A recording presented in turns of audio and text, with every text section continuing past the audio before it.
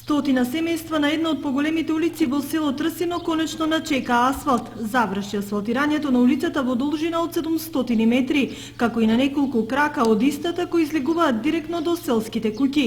Жителите денес задоволно реагираа.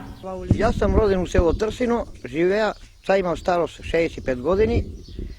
Дури сам стана чекал на мој живот асфалт да има пред мојата куќа. Па чекаме и те дочекаме го. Само требаше понатам да бидеш.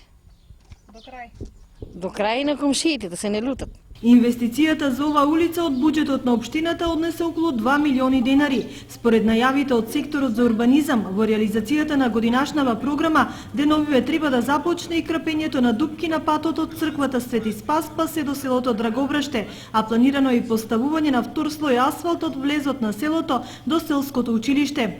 Паралелно со реализацијата на општинските активности, Агенцијата за млади и спорт работи на изградба на новите тениски игралишта во основното училиште Гоце Делчев.